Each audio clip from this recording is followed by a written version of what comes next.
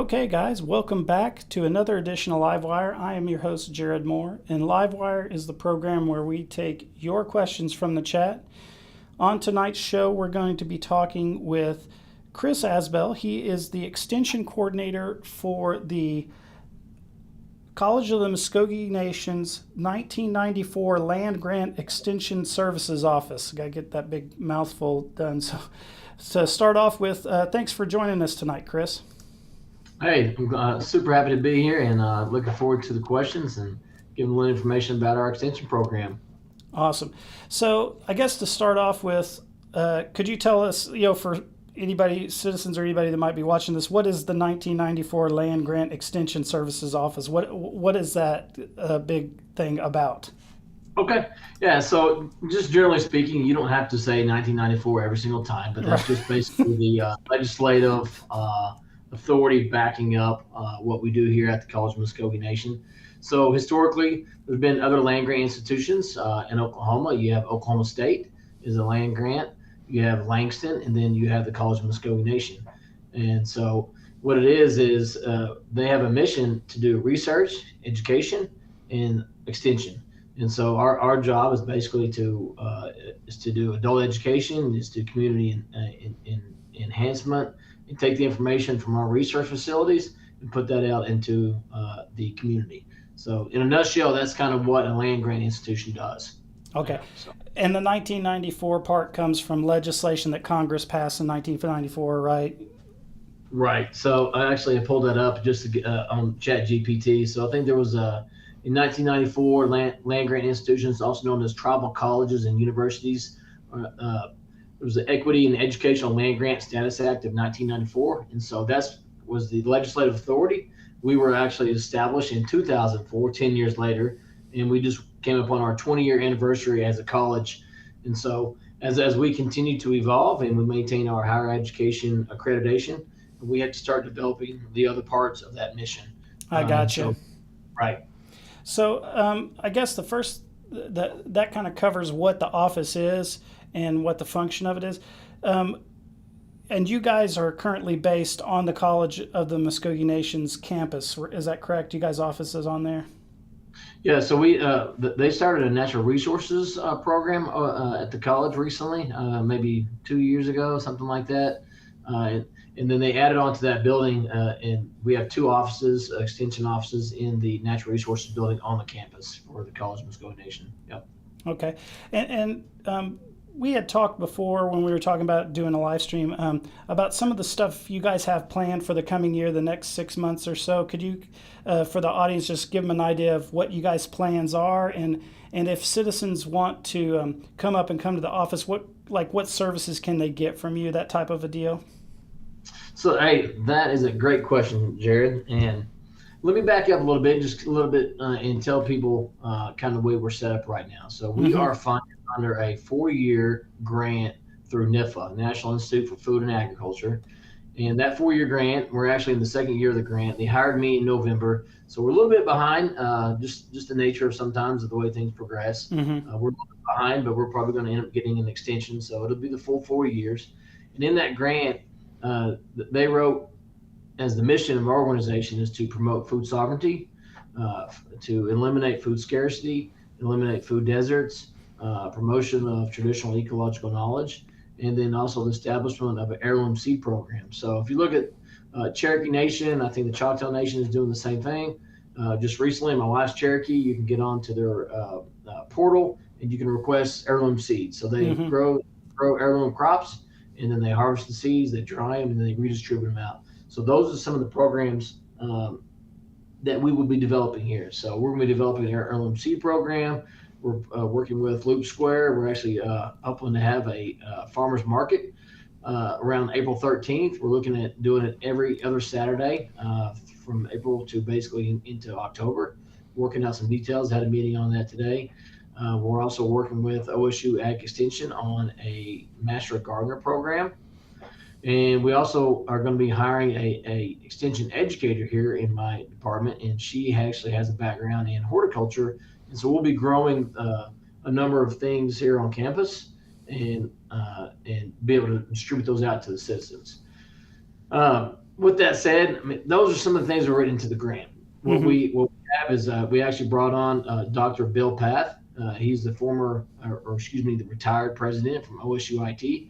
He's helping us put together a strategic plan. We're actually interviewing a number of people throughout the tribe, and I think we're going to end up having about 20 to 25 interviews, and we're going to be putting together a strategic plan so that we become the gold standard for extension programs, for tribal extension programs in the nation. And what that looks like, it could be a myriad of things: 4-H, youth development, all the other things that are already written into the grant, ag knowledge, and agricultural knowledge. But also, we want to connect all the ag programs that are already existing. A lot of people are doing the same thing that our grant was written for at the tribe. We're already putting money into that. Let's not take away and compete for customers. Let's all work together in pulling that rope in the same direction. So that's what we're really trying to do right now, is make that very strategic, and so that we actually have a big impact on the community. Awesome. It sounds great. And also, I don't know if we can mention, I think we're pretty well set on it. You've met with our editor of the paper, Braden Harper, and it sounds like you guys are going to be contributing a column that's going to go in the paper to kind of cover some of these processes and getting information out in the community. Is that right? Yeah. So I talked to the editor of Muscogee newspaper, and we want to do like a monthly submission, or maybe even a biweekly submission, just letting people know about, hey, what's coming up, maybe just some interesting facts. So if you look at OSU Extension, they produce little fact sheets. Yep. We'll be doing something similar, but we try to make that culturally sensitive and culturally significant, so that maybe people are interested in the process of picking wild onions or possum berries, or making chitahaga, all these different things that a lot of people are interested in. We're going to try to bring that to the forefront. Now, I'm not going to be all-knowing, but I can connect people to the people that have the information. And so a lot of people are doing these things already. And so I'll be going out and talking to our Conservation Commission, our Department of Ag, our regular citizens that are engaged in some of these practices, and they can email me here at the college. My email is casbell@cmn.edu, and you can email me, hey, these are some ideas that I had, and we'll try to bring that to life. Awesome. Yeah, and guys, I want to remind you, if you have a question, pop it in the chat. I don't think I mentioned this earlier, but Mr. Azbell is a Muscogee Nation citizen. And the other thing I would say is about the email. If you go to the College of Muscogee Nation's website and you click on the About tab, it lists all of the faculty and staff at the college. Mr. Azbell's email is also on that page if you want to get it from there, if you can't remember how to spell something or something like that. I don't see any questions popping up in the chat. I am really interested in what you're talking about from the standpoint of, when we were talking about beforehand, teaming up with these other departments of the nation and the community groups that are doing these things. And you had mentioned that you guys might be putting out a survey online through the Camp House portal. Yeah, so that's our goal. I mean, we haven't gotten it cleared or approved by everyone. I did talk to our leadership team here at the college, and something that put the idea out there. So, the Camp House portal, as compared to other avenues of communicating to the citizens, is a way that we can actually distribute that questionnaire through the portal, and actually have probably pretty updated information in terms of their emails, et cetera. So people can. The idea is to do this comprehensive questionnaire and get as much data as we can. What are you interested in? What are you not interested in? What are the gaps that some of the services the nation is not providing? Where can we fill that in? Where can we support existing programmatic efforts that the nation is involved in? And so we don't want to duplicate efforts. We want to be a customer service driven organization and push that. So the questionnaire through the Camp House portal will allow us to do that, and also allow us, if possible, to get some maybe people's email addresses. So the questionnaire would allow people to voluntarily opt in and maybe give their email if they want to provide an email to us, and then we eventually would probably end up sending out some type of regular email. Like a mailing list. Yeah, we would kind of like OSU alumni. I get a email from them every day. You probably went to OU. My wife gets one as well. And so we want to inundate with people, but we want to give people an opportunity to see what's going on and to hopefully come and be involved with our extension program. Well, we've had a question pop up in the chat. Fresfin72 asks, do we have Zoom classes? I'm assuming they're asking, are you guys going to, have you thought about doing Zoom classes for any of this stuff? So that's a great question. We actually, in our strategic plan, we're actually kind of vetting that out right now. So we're thinking we would either do some live Zoom broadcasts, or maybe even have the opportunity where we record it and then kind of like you guys have that available later on so people can watch that. So there's lots of things that the nation's already doing. So you look at Julie Norm and our Conservation Commission, they're doing canning classes. They've had bee classes. We even talked about there's wild onion gathering opportunities out there that I saw a few flyers on. Those types of things, we don't want to take away from what they're doing. We want to maybe assist and perpetuate some of those things. Some of those classes are filling up really fast. So we may have other opportunities out here to have the same classes. Yeah. And when we talked about it before, you mentioned also the urban gardening class that they had in I think it was in the Tulsa Indian community and some other stuff like that. So this operation is grant funded, is that right? Yeah, it's grant funded, but it is a requirement to maintain our accreditation as a higher education institution. So okay, so with continue that funding, but I think if we didn't continue the funding, I think that there'll be some process where they would try to pick up those costs internally. Right. Okay. So, well, with the grant, then is this like a year-over-year grant, or is it something where it's like a one-time grant that's going to run out at a certain point, and then the college will need to pick it up? Are there any of those details you could talk about? Yeah, so I think it's a 4-year grant, and it's a 4-year rolling grant. NIFA is continuing to fund those. What happens in 4 years from now? It's not guaranteed, but historically, they've maintained that grant, so people can basically have a rolling grant in 4 years. You basically reapply. You're doing well, and you continue on. That's what I envision happening here. But the government's funny about the way they fund things, so you just never know. But there's also money through FERTAP is another opportunity to get grants for tribal extension programs. And there's there may be other funding mechanisms that can do the exact same thing. So we've had a comment / a question pop up in chat. Garrick Harris is asking, please give full contact information in it says discretion, but I think he means description. I will put that stuff in there after we get out of here, Garrick, so you can get the contact information that way. And he's asking, I'm assuming it's a he, don't get mad at me, how can individuals get involved, Mado? So at this stage, what's the best way for individuals that want to get involved in this to get involved? Okay. They can email me your contact information. So we are developing those programmatic endeavors right now. There's other like I said, there's other programs within the nation, the Department of Ag, Conservation Commission, et cetera, that are doing some of the similar things. So if you're wanting to get involved, at this exact moment, we can probably put you in touch with some of those folks. But I will put on my list, and so we're going to need volunteers moving forward. If you look at our Master Gardener program, it's through OSU Extension in Stillwater. That is basically a 10-week course, 4 hours a week for 10 weeks, basically 40 hours. And then that requires some volunteer hours. And so we'll be putting together a number of things that people can engage with our extension program and get those volunteer hours. So we have a greenhouse. We're looking at maybe like a student garden. So there's all kinds of things. My mind is just going shooting the moon. And because I think there's a big need. You probably remember. Do you remember the Muscogee Food Sovereignty Initiative? Yes.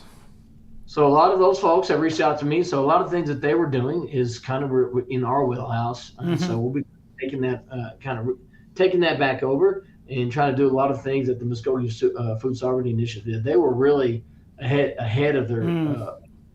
They were ahead of the game. Absolutely. Post-COVID, everything's food sovereignty. Everything's about growing your own food and maintaining this nutritious types of foods that you can grow yourself. Muskogee Food Sovereignty Initiative was doing that 10, 15 years ago. Yeah. And so we have a lot of their seeds from our cultural preservation here, and so we'll be trying to do that as well. So I'm curious as to, with your office, is there going to be overlap with the college's classes or courses? Like, are there going to be courses that are you guys going to offer anything that's going to do like credits for the college, or how is that going to happen at all, or is this just a research type of thing? Yeah, we would probably offer more like certification classes, certificates. Okay. Probably we could develop, certain things. We'd have to. It's a little bit of a process to actually get credits through the college, but we would partner with our natural resources department. There's a lot of overlap, so it's more about getting people certified in different things. But we want to make sure that we're filling the needs that the citizens want. And I want to reiterate that if anybody looks back at this video, this is not Chris Azbell's extension. This is not Jared Moore's extension program. This is the Muscogee Citizens Extension Program. We're building it out so that this is your extension and your needs are met. And the way this is going to be. And so if I'm not here in 5 years, the next person is going to pick it up and they're going to continue the mission. And so we want to build it out to really have a big impact on our citizens, throughout the tribe. Yeah, and I think it's important to mention too that this is something that has to be done for the college to maintain its status and its accreditation and everything, as a land grant institution. So it's even beyond, if you're a citizen out there and you're watching this, or you may be a little bit interested in the program, like, we're going to need citizens to participate in this so that the college can keep doing what it's doing, right?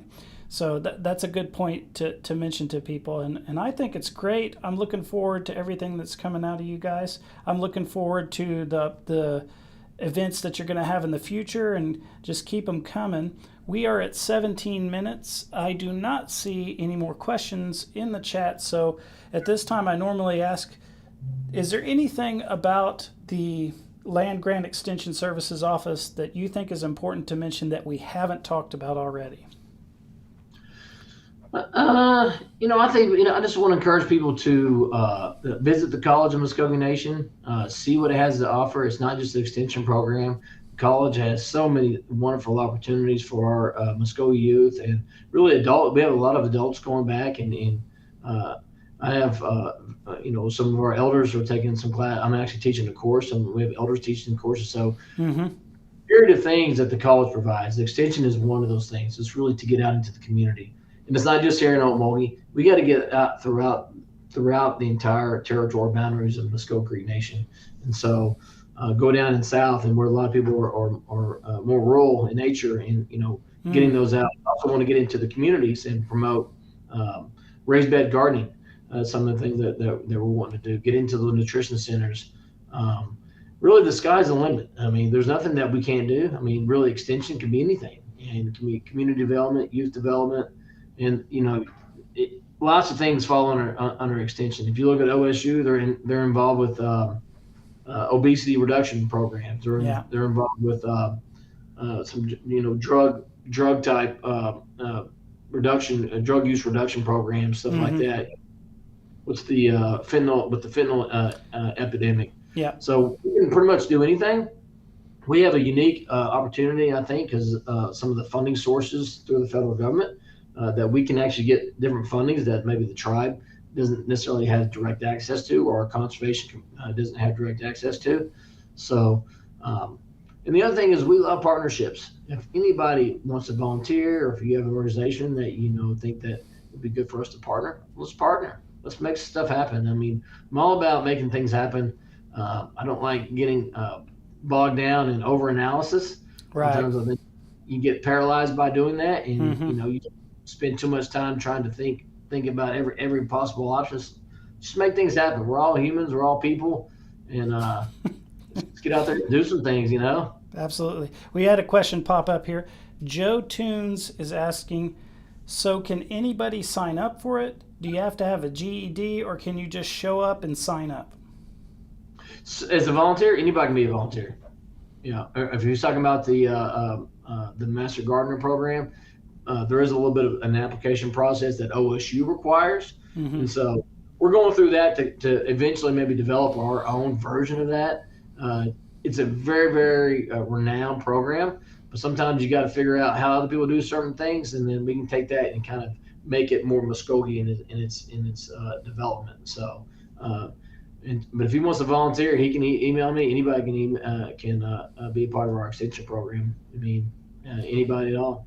Well, is there, because we're still in the planning stages on this, there might not be an answer to this, but because we've had some comments in the chat saying they're in Portland, Oregon, and they wish they could participate. What about citizens that live, far away or outside of the reservation boundaries? Like, is there going to be outreach to them, or is that something that could be considered in the planning stages? Yeah, so that's interesting because sometimes we don't always think about all the citizens that live outside the boundaries of the Muscogee Nation. I think I read recently we have 100,847 citizens or something like that. Yeah. Total. I think with like around 55,000 living inside the boundaries. So you're basically missing out on over 45,000 that live outside. Mm-hmm. And so that's almost half of our citizens are living outside the boundaries. So yes, we have to get creative. With technology, you can live anywhere, you can work anywhere. We have to get creative in how we do things. And I think Zoom, having these classes over Zoom, having classes that are recorded and they can go back and watch them, calling us and talking to us over the phone about any of their issues. And so we're not going to limit to anybody. Is our focus, day to day is inside the boundaries, because we drive out to somebody's farm and we look at it, we take a soil test, we take a water test, whatever it may be. Obviously we're not going to drive to Oregon to do that, but other parts of our program can be extended out to them. Awesome. Well, guys, we are getting close to wrap time. I don't see any more questions in there. I do want to say to Fresh Fin, thank you for watching, because he's saying thank you guys to us, so that's great. I'm going to give you guys a rundown of what's coming up in the future. Next week on the 20th, we have a live wire at 6 p.m. with Russell Cobb. He's got a new book that's coming out that you can pre-order on Amazon. So if you were interested in another of his books, and this one I think is going to be about I believe what he was saying is it's about a conspiracy of some oilmen to defraud some land from Muskogee Chief Modi Tiger or something like that. I'm not for sure on all the details on that, but tune into that, because he always has a lot of interesting things that he's dug up at the Oklahoma Historical Society. And then later in the week, on the 24th, the Saturday, February 24th, the Uchee Butterfly Farm is having a financial literacy workshop there at the farm, where they are going to show people how to have a sustainable farm with grants and things like that. I'm trying to get them scheduled the Wednesday, Thursday, or Friday. Before then, I don't have it locked out yet, but they have already said they want to do it. So whenever I get that scheduled, I'll let you guys know on that Tuesday, the 20th, and you can tune in for that and ask any questions there. And with that being said, is there anything else you'd like to add, Mr. Azbell, before we get out of here? Yeah, I'd just like to give a plug for our upcoming farmers market. It's going to be out on Highway 75. We're looking at doing it at Loop Square, in conjunction with Loop Square and our Mvskoke Nation Tourism and Marketing Department. And so if anybody is a farmer or rancher, if you produce certain ag products that you want to sell, if you have value-added products you want to sell, if you're an artist or an artisan, or if you're a musician, whatever it is, we would, encourage people to email me, give me their names, and I can put you on our list. And so when we have this, this farmers market on Saturday, starting in April, and it's just going to be kind of an evolving thing. I think it'd be kind of a community thing. People go out there, you enjoy the music, maybe get some coffee, and we're going to have food trucks, a little live music, and it'll be 8 to noon on every other Saturday starting in April. And if you're interested, and you can either just attend, or if you're interested in selling, for people to email me, and put you on the list. Awesome. So. Sounds great. And guys, I'll put the contact information for Mr. Azbell in the description of this video as soon as I get out of here. And with that being said, I want to thank you guys for watching the program tonight, Mado, and we'll see you later. Chihichoth, Lees.